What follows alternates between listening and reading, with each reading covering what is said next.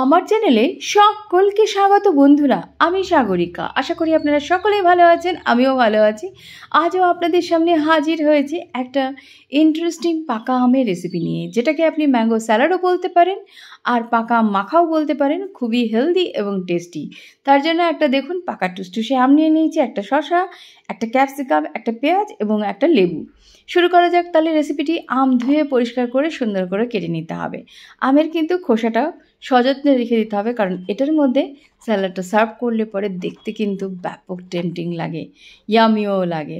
তো আমটা পাতলা একটা সরু ছুরির মাধ্যমে এইভাবে কিন্তু পাতলা পাতলা করে কেটে নিতে হবে, লম্বালম্বিভাবে, তারপরে আড়াআড়িভাবে এইভাবে কেটে নেবেন।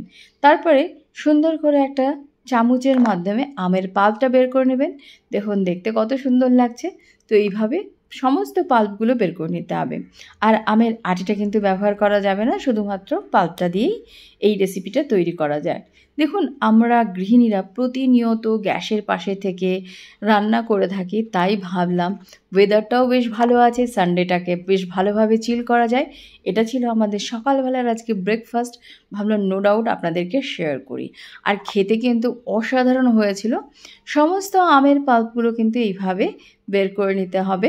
তো এটা আপনি যে কোনো শেষ পাতেও স্যালাড হিসেবে ব্যবহার করতে পারেন, কিংবা স্টার্টার হিসেবেও রাখতে পারেন। আর আপনি যারা ডায়েট শায়েট করছেন তাদের জন্য কিন্তু এটা একটা পারফেক্ট রেসিপি। তো তারপরে দেখুন ক্যাপসিকামটাও কেটে নিচ্ছি। ক্যাপসিকামের 4 ভাগের 1 ভাগ নিয়ে নেব। খুব কম পরিমাণে ক্যাপসিকামটা দেব। তো দেখুন এইভাবে এটাকেও কুচি কুচি করে কেটে নিতে হবে। সমস্ত সবজিগুলোই কিন্তু কুচি কুচি করে কেটে নিতে পারে। এর মধ্যে আপনি আরও জিনিস ব্যবহার করতে পারেন, যেমন ছোলা ব্যবহার করতে পারেন, সেটাও কিন্তু খুব হেলদি। এবং রোস্টেড আপনি বাদাম ব্যবহার করতে পারেন, আরও উপকারী হয়ে যাবে। তো দেখুন, তারপরে শসাটার খোসা ছাড়িয়ে শসাটাকেও সুন্দরভাবে কেটে নিতে হবে এইভাবে। তো শসাটাও কুচি কুচি করে কেটে নিতে হবে। তো এইভাবে সুন্দর করে কেটে নেবেন। তো এটা কিন্তু একটা অন্য রকমের রেসিপি হয়, বিনা ঝঞ্ঝাটে। দেখুন যে সমস্ত ঘরে উপাদান থাকে আপনার হাতের কাছে, সেটা দিয়ে কিন্তু চটপট আপনি তৈরি করে নিতে পারবেন এই রকম ধরনের রেসিপি। দেখুন শসাটাও রাফলি চপ করা হয়ে গেছে। আর এখানে খুব যে পারফেক্টলি আপনাকে চপ করতে হবে এমন কোনো ব্যাপার নেই, রাফলি চপ করে দিলে পরেও হবে। তো খুব ভালো লাগে খেতে।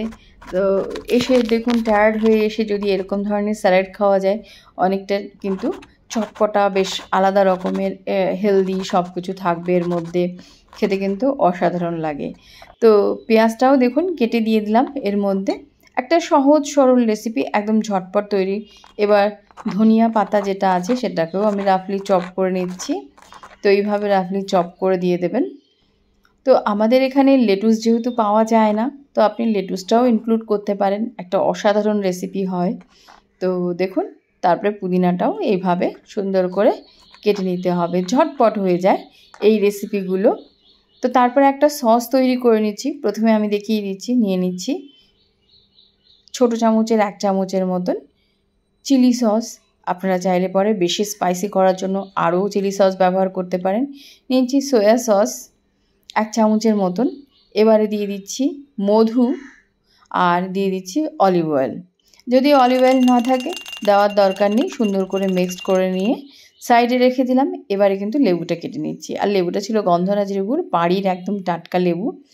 দেখুন লেবুটা কিন্তু খুবই জুসি, আর ফ্লেভার গন্ধরাজ লেবুর গন্ধ তো আলাদা রকমের হয়। এবারে কিছু মশলা দেব, বিট নুন, গোলমরিচ গুঁড়ো আর চাট মশলা স্যালাডের মধ্যে দিয়ে দিতে হবে। এবার যেটা সস তৈরি করে রেখেছিলাম সেটাও দিয়ে দিতে হবে। আর এবার গ্রিন চিলি, স্পাইসি, লঙ্কা না দিলে পরে একটা অধরা মতন মনে হবে, তো লঙ্কাটাও ভালো করে চপ করে দিয়ে দিচ্ছি। দেখুন এবারে লাস্টে কিন্তু লেবুর রসটা দিয়ে দিতে হবে।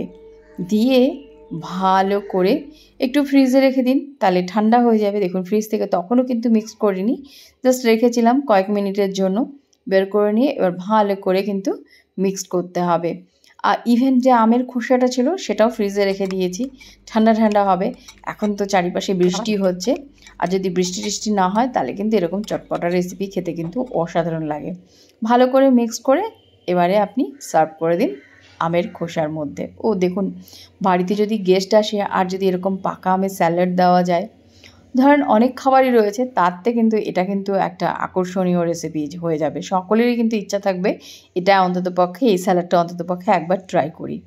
তো অসাধারণ রেসিপি কিন্তু একদম রেডি, কোনো ঝামেলা ছাড়াই গ্যাসের পাশে দাঁড়িয়ে থেকে মানে একটু রিল্যাক্স হওয়া যায় এরকম রেসিপিগুলো করলে পরে, এবং খেলে পরে বানিয়ে পেটটাও ভরে যায়। যাই হোক, ভিডিওটি দেখার জন্য সকলকে অসংখ্য অসংখ্য ধন্যবাদ। যদি আমার চ্যানেলটিকে ভালো লেগে থাকে অবশ্যই লাইক, শেয়ার, সাবস্ক্রাইব করে চ্যানেলের সাথে থাকবেন, পাশে থাকবেন। সকলে খুব খুব ভালো থাকবেন।